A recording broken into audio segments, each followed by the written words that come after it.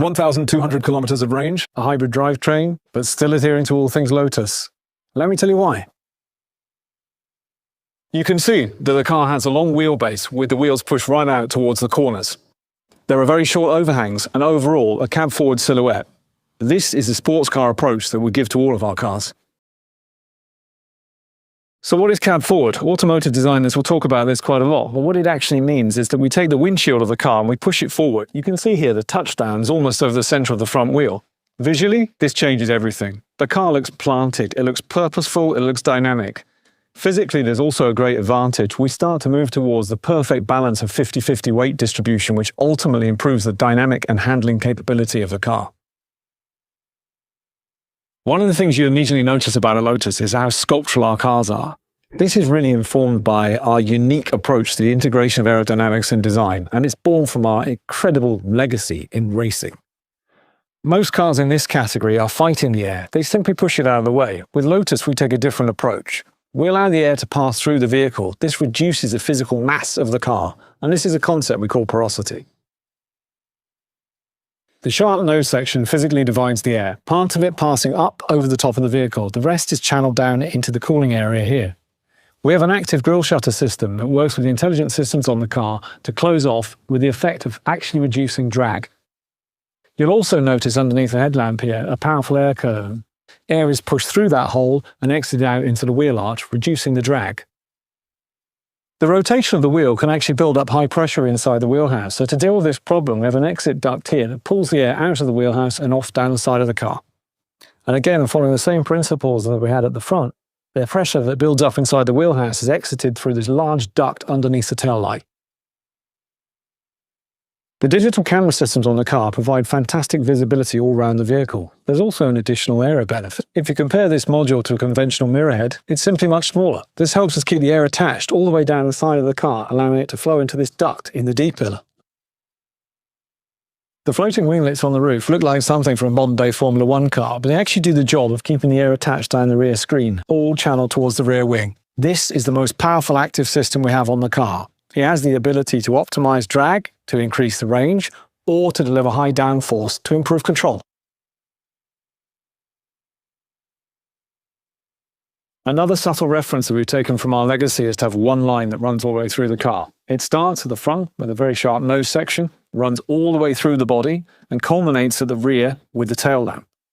This idea of hanging everything from one line is taken from our most iconic road car, the Series 1 Esprit. At the front of the car, we separate out the light functions to be able to deliver this super slim and technical DRL.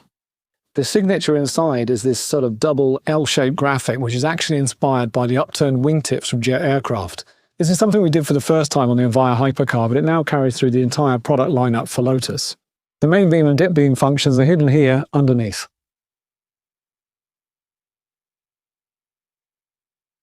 Pop-up LiDAR, it only deploys when it's needed. The mechanism here is referencing the pop-up headlamps, which are a part of our iconic sports cars in the 1960s and 70s.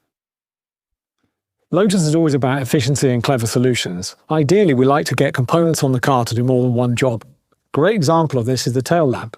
This provides all the legal functions that we need, but in addition, it's able to tell you how much charge is in the battery.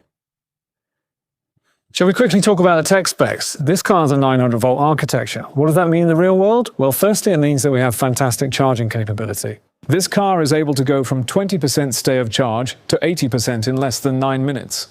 It also delivers an amazing range. With this vehicle, you could travel from London to the far north of Scotland, the Isle of Skye, on a single charge and without refueling. At the same time, we've got fantastic performance. With a dual motor setup, 952 PS, and that enables a 0 to 100 time of 3.3 seconds. Perhaps more impressive, though, is the interior. So the core essence of Lotus is really that we make drivers' cars, and this is the latest expression of our driver-focused cockpit.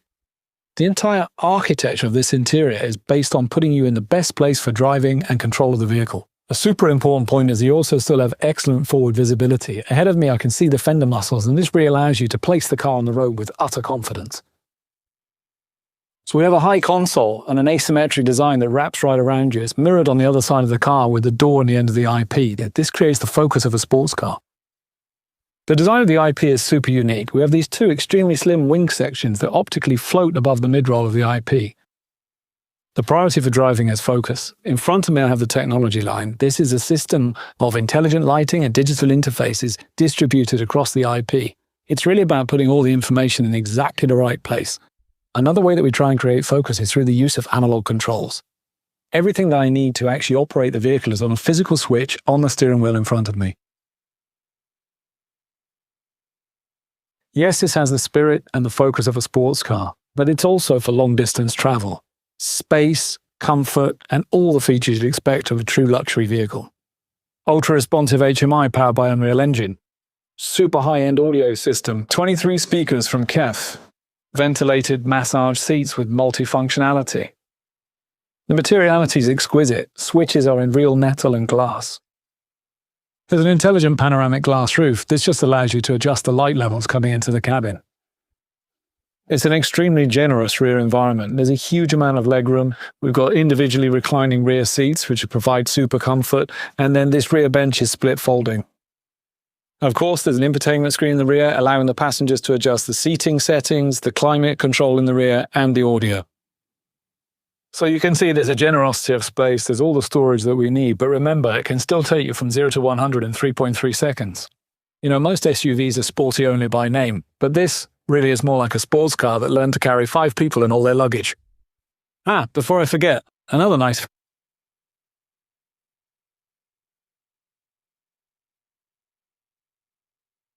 The simple message that we'd like you to take away from this is duality. You can have the engaging performance of a sports car combined with range and